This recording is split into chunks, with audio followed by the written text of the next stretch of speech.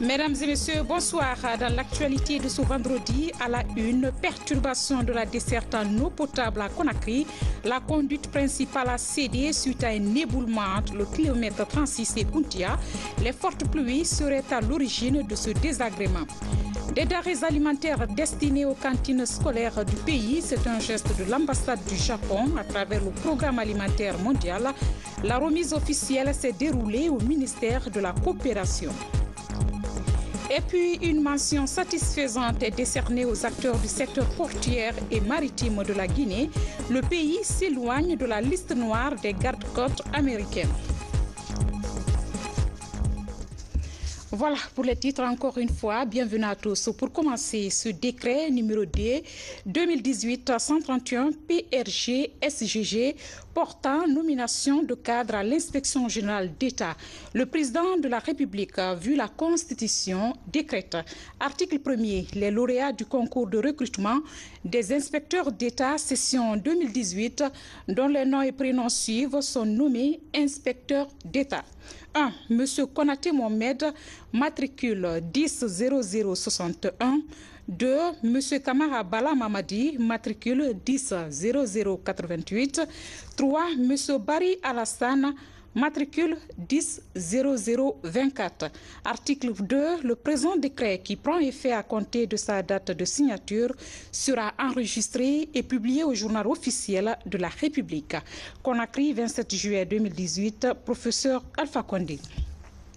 Je vous le disais dans les titres, à Conakry, depuis plus de 48 heures, la desserte en eau potable dans les robinets enregistre une perturbation. Pour cause, la principale conduite d'eau a cédé sous le poids de l'éboulement entre le kilomètre 36 et Kuntia. Reportage signé Nabi Kamara. C'est la conduite principale d'alimentation en eau potable de la ville de Conakry qui s'est déboîtée dans la nuit du mercredi à jeudi. Ce sont les eaux de pluie venues à travers ce caniveau qui aurait lessivé la terre servant de remblai. Du coup, les supports ont cédé avant de déboîter ces 3 tuyaux.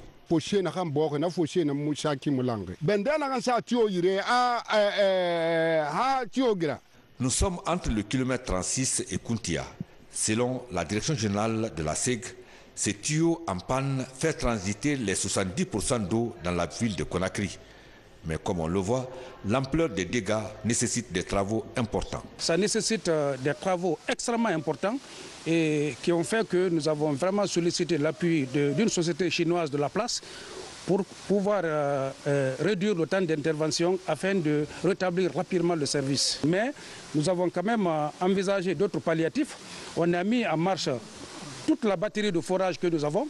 Ensuite, la conduite diamètre 700 parallèle, elle n'est pas entamée, donc elle va continuer sa desserte normale. Mais ce qui reste clair est qu'il faudra que les gens comprennent que cet aléa-là va fortement perturber la desserte au niveau des différents ménages. Donc d'où la nécessité de procéder à une forte économie d'eau dans les différents ménages. Les autorités du département en charge de l'énergie et de l'hydraulique demandent à la population de Conakry la compréhension et la patience, le temps pour la SEG et ses partenaires de rétablir le service.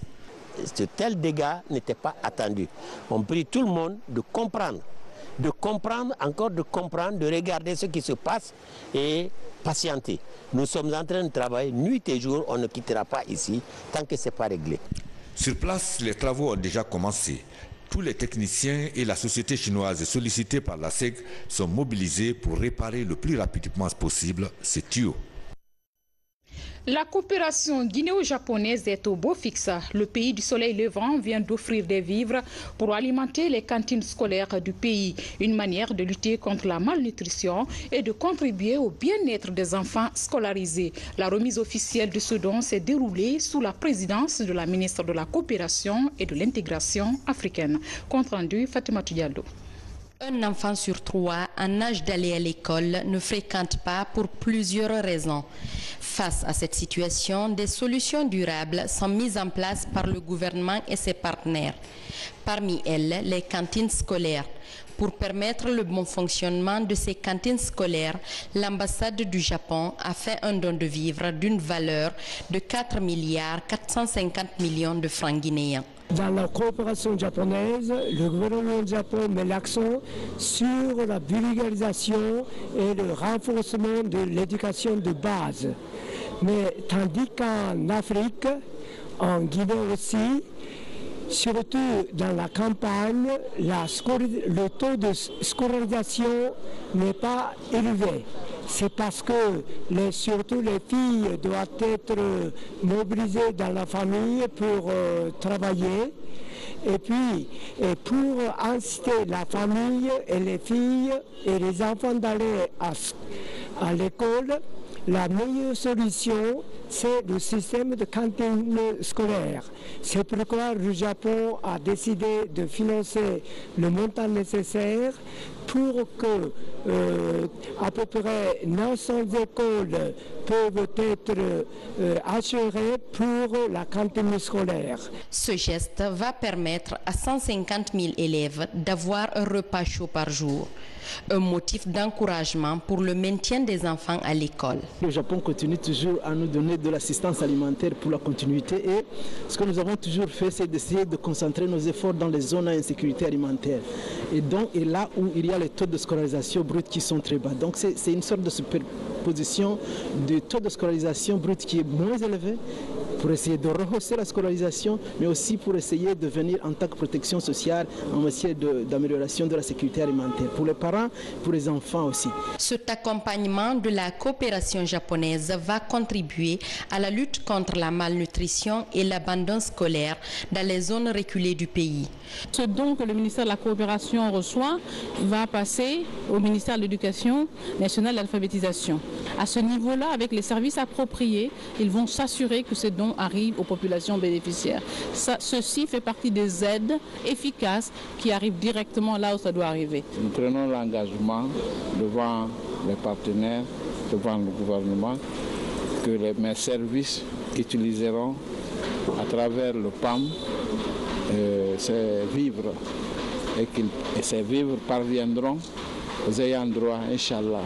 Ce don de l'ambassade du Japon, en collaboration avec le Programme alimentaire mondial, est l'un des volets de la coopération japonaise. Ces dernières années, le Japon a réalisé plusieurs infrastructures scolaires en faveur de la jeunesse guinéenne. Le gouvernement guinéen porte à la connaissance de la population de la capitale que la deuxième journée de la participation citoyenne aux travaux d'assainissement de la ville de Conakry, dénommée Conakry Ville Propre, aura lieu le samedi 28 juillet 2018 de 6h à 11h. Sont conviés à prendre part au lancement de ces travaux dans les communes et quartiers respectifs les membres du gouvernement, les ministres conseillers à la présidence de la République, les institutions républicaines, les leaders religieux, les organisations de la société civile et tous les citoyens de la ville. Par ailleurs, il est porté à la connaissance de l'ensemble des habitants de Conakry et particulièrement aux automobilistes et motocyclistes de l'interruption de la circulation de 6h à 11h. Sont exemptés de cette mesure les usagers ci-après: les ambulances, les véhicules de sécurité, les véhicules diplomatiques ainsi que toute autre personne disposant d'une autorisation spéciale. Le gouverneur de la ville de Conakry ainsi que le premier responsable des communes sont chargés d'accueillir les personnes et leur fournir toutes les informations utiles au bon déroulement de la présente campagne. Le gouvernement s'est compté sur l'esprit civique et citoyen des populations de la capitale afin de conférer à cette campagne une réussite totale. Signé le président de la commission interministérielle en charge de l'assainissement, Moustapha Naïté, ministre des Travaux publics. Par ailleurs, à Conakry, les rumeurs font état de la hausse du prix du riz sur le marché ces derniers temps. Selon le constat de nos reporters, rien n'a changé. Le prix du riz initial reste maintenu, comme le témoigne l'opérateur économique de Sonit Pêche. Il est au micro de Lansé Koulibaly. Face aux rumeurs relatives à l'augmentation du prix des denrées de première nécessité, dont le riz, la SONIT, l'une des plus grandes importatrices de denrées alimentaires en Guinée, rassure les populations. Pour elle, le réajustement du prix des produits pétroliers n'impacte nullement sur le prix du riz qu'elle livre sur le marché.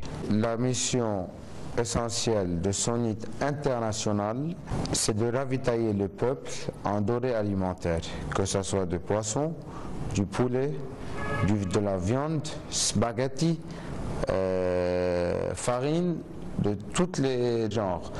Le directeur général de SONIT profite de l'occasion pour rassurer les populations de la disponibilité d'un important stock de riz. On a déjà 26 000 tonnes de stock, il y a 10 000 tonnes qui arrivent.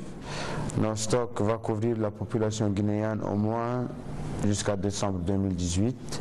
Et je promets à la population guinéenne que le prix restera le même et ne changera pas. Par ailleurs, la SONIT se dit déterminée à soulager les populations en toutes circonstances.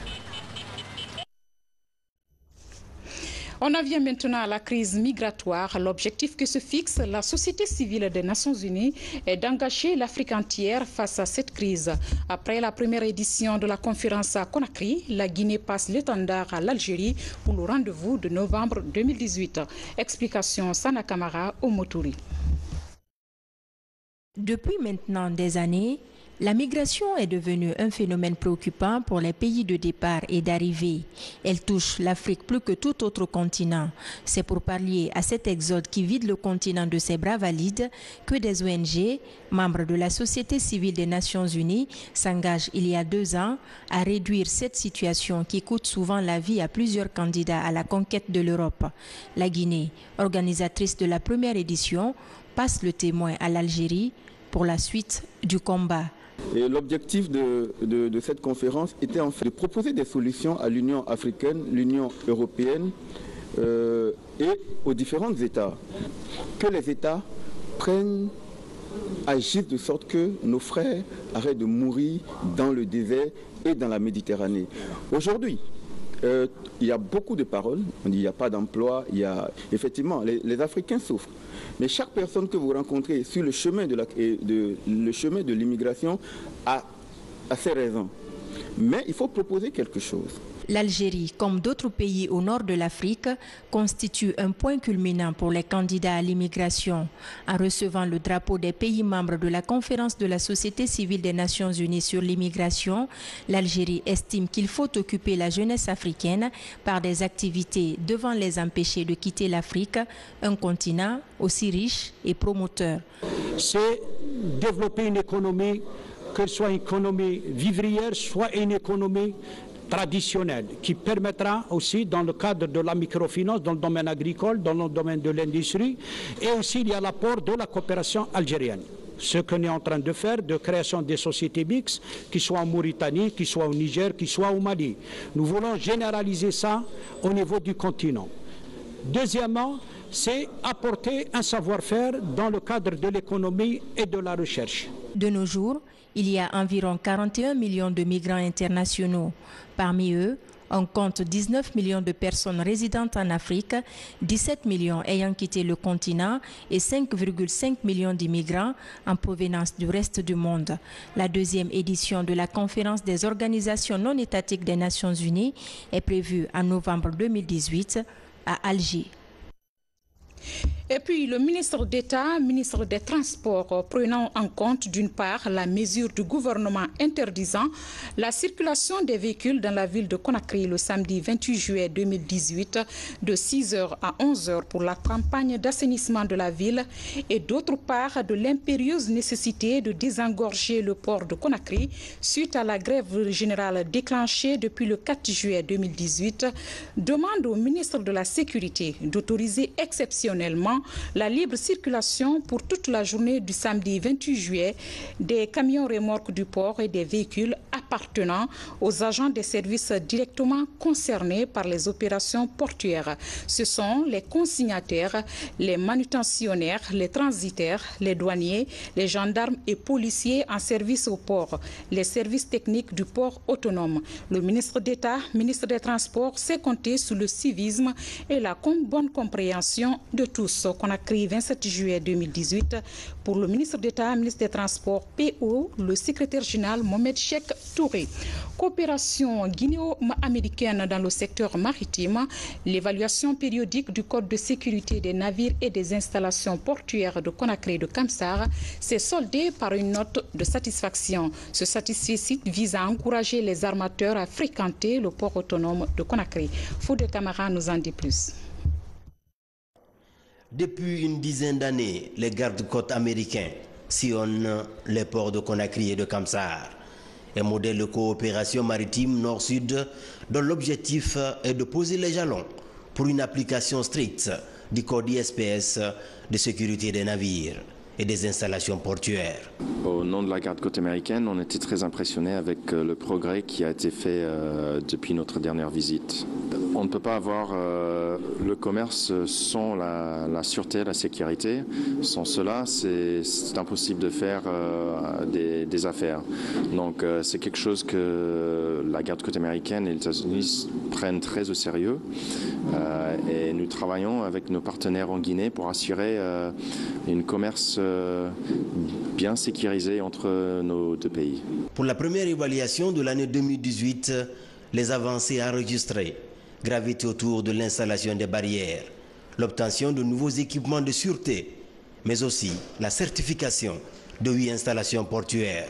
Ils ont même félicité le port de Conakry, disant qu'il fait partie des meilleurs ports de la sous-région aujourd'hui.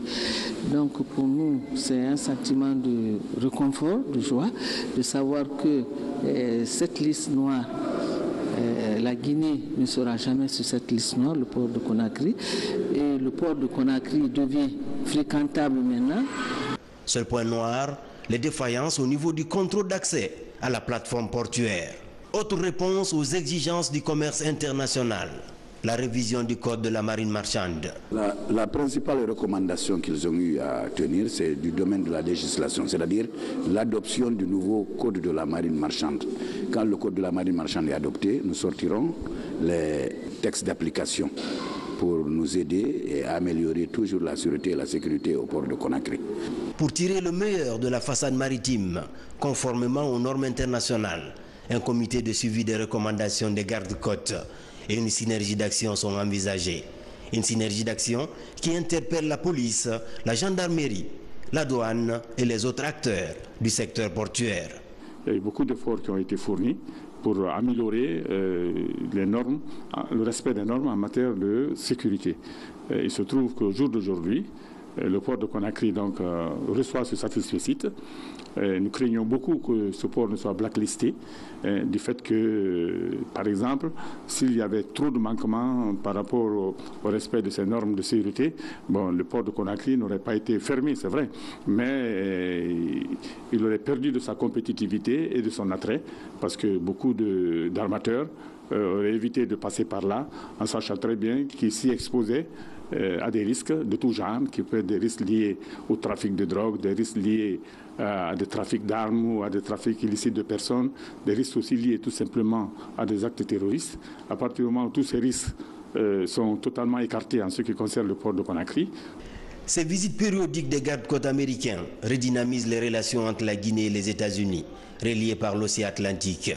Un corridor maritime où la voie est balisée pour l'ouverture d'une ligne directe entre les ports de Conakry et de Miami. Une ligne qui sera renforcée par des dispositions du code ISPS liées aux exercices de simulation, la construction des grilles de surveillance et le renforcement de capacité des agents impliqués dans la sécurité. Un mot de politique dans ce journal. Les représentants des sections du RPG Arc-en-Ciel de la Haute-Guinée poursuivent leur mission à Conakry. Ils continuent à s'informer des réalisations du gouvernement. Tous ont exprimé leur désir d'accompagner le président de la République, professeur Alpha Condé, pour le développement de la Guinée. Gabi Aboubakar nous fait le point. Après la visite des grands hôtels de la place, des projets routiers, des barrages hydroélectriques du pays, ces représentants des militants et sympathisants du parti au pouvoir sont dans les locaux du ministère de la Santé. Une manière de s'informer sur la politique de la santé élaborée en faveur des communautés. Ces jeunes sont déplacés parce qu'ils sont inquiets et ils ont raison d'être inquiets. Pourquoi? Parce qu'ils reçoivent des informations tout à fait déformées, donc de fausses informations. Ils sont donc venus pour s'enquérir de la réalité. Qu'en est-il exactement? Nous avons fourni les éléments que nous connaissons qui sont justes, vérifiables, parce que ce sont des éléments physiques, construction des hôpitaux, construction des structures de santé, envoi des ressources humaines pour faire fonctionner ces structures, envoi des équipements, sont des choses vérifiables. Du ministère de la Santé, direction la Fondation Proximi de la Première Dame de la République. Autour de cette table, ces représentants du RPG Arc-en-Ciel de la Haute-Guinée ont exprimé devant Radja Diéné Kondé leur soutien au programme de développement du gouvernement guinéen. C'est des jeunes qui ont décidé de soutenir les actions du président de la République, qui ont décidé de divulguer tout ce que le président a fait comme réalisation. Et leur finalité, c'est d'aller en Haute-Guinée, de passer de préfecture en préfecture, pour projeter donc les images, ce que eux ils ont vécu ici. Dire à la jeunesse de Guinée, de Haute-Guinée, que ce que le président de la République est en train de faire, c'est fait pour toute la Guinée. Capitale, Conakry est notre capitale, c'est notre vitrine. Donc les réalisations commencent à Conakry, les hôtels, mais aucune région n'a été oubliée, je dirais. À travers ces visites de prise de contact avec les autorités du pays, ces militants et sympathisants du RPG Arc-en-Ciel du Bekandiamana comptent toucher du doigt toutes les réalisations du gouvernement Alpha Condé en matière d'infrastructure. C'est un fait de société qui devient de plus en plus récurrent, la consommation abusive des antibiotiques sans prescription médicale. La pratique peut entraîner des conséquences néfastes pour la santé. Sur le sujet, le service de santé des armées vient d'organiser une conférence d'information et de sensibilisation des populations. Sergent-chef Marcel Massaduno est correspondant de la presse militaire. Le monde d'aujourd'hui est confronté à une résistance aux médicaments utilisés dans le traitement des maladies infectieuses chez l'homme et chez les animaux. Une résistance antimicrobienne due à la mauvaise utilisation des produits. À la direction générale du service de santé des armées, une conférence est organisée pour faire le diagnostic de cette lutte en Guinée. C'est le comportement de l'homme qui est à l'origine de cette résistance des microbes. Voilà pourquoi s'inscrit aujourd'hui cette conférence sur l'information et la sensibilisation sur la lutte contre la résistance antimicrobienne. La vision de ce plan d'urgence, c'est d'aboutir à l'élaboration d'un plan d'action national. La mise en œuvre de ce plan d'action national, le suivi et son évaluation. Nous sommes en train d'œuvrer pour voir comment nous pouvons faire avancer le dossier guinéen. Premier du genre à Conakry, l'initiative est du groupe technique multisectoriel de la lutte contre la résistance antimicrobienne. Elle implique des points focaux de plusieurs départements ministériels. Une synergie d'action est désormais initiée. Le chemin balisé, nous sommes désormais certains que nous serons à l'abri des grandes pandémies, des grandes maladies qui sont les ennemis de l'humanité. Pour un changement de comportement vis-à-vis de l'utilisation abusive des médicaments, la pérennisation de telles rencontres est envisagée. Religion à présent, c'est une première pour l'humanitaire en Guinée, une journée entièrement consacrée au sacrifice pour les démunis. La campagne de collecte de vivres et d'habits a été lancée hier au Palais du Peuple. Compte rendu Elhadji Yaya Silla. Massiré Bangoura a perdu son bras droit, une conséquence de la guerre civile vécue en Sierra Leone. Traumatisée, elle vit à Conakry depuis 2000. Aujourd'hui, elle a à sa charge 10 personnes. Massiré compte parmi les bénéficiaires de la première campagne de dons pour des personnes en situation difficile en Guinée. J'ai été mutilé par les rebelles. Ils m'ont trouvé dans la brousse Ils m'ont demandé entre tes bras et tes yeux, lequel préfères-tu qu'on t'ampute? J'ai dit, je suis à votre disposition. C'est Dieu qui le veut ainsi. À l'image de Massiré, plusieurs dizaines de personnes vulnérables se sont mobilisées au Palais du Peuple ce jour. La journée de sacrifice est soutenue par la députée Adjanantou Chérif, coordinatrice du RPG Arc-en-Ciel. Le sacrifice est avant tout ordonné et encouragé par notre Créateur le Tout-Puissant. Mais il est fait pour nous, les hommes, les bénéficiaires directs qui sont les démunis et les donateurs qui s'offrent une armure sociale. Donner, offrir de son bien est une manifestation de solidarité. Organisée par l'ONG, l'Union internationale des religieux pour l'humanitaire, cette journée a connu la manifestation d'intention de plusieurs personnalités du pays. Nous avons un plan d'action dont les objectifs sont multiples. Il s'agit de contribuer pour apporter à ceux parmi les peuples qui sont dans le besoin des réponses rapides à leurs problèmes les plus urgents relatifs à l'existence humaine, à la santé, au renforcement des capacités morales et spirituelles et à l'amélioration de leurs conditions de vie. La solidarité envers son prochain est un acte de foi, mais aussi un acte de civisme. Le rendez-vous est pris pour l'année prochaine pour une autre journée de sacrifice plus élargie et dans un contexte social plus serein. Et puis, dans le cadre de la mise en œuvre de son plan d'action opérationnel 2018, le ministère de l'Action sociale, de la promotion féminine et de l'enfance, à travers la Direction générale des centres d'autonomisation et de promotion des femmes, procédera au lancement de la formation de 500 jeunes filles, dont 300 dans les filières du crochet d'art, de la broderie, de la couture, du tissage des perles et 200 en informatique de base. Cette cérémonie s'inscrit en droite ligne des objectifs de la lettre de mission de son Excellence, Monsieur le Premier ministre, chef de gouvernement.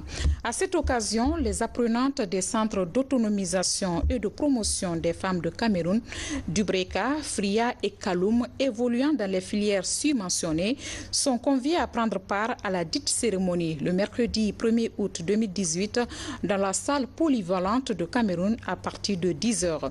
Les frais de transport sont à la charge du ministère de l'Action sociale, de la promotion féminine et de l'enfance. Conakry, 27 juillet 2018, Gabi Hadja Mariam Silla. Mesdames et messieurs, c'est la fin de ce journal. Merci à toute l'équipe du jour. Grand merci à vous également de l'avoir suivi. Passez une excellente soirée. À demain.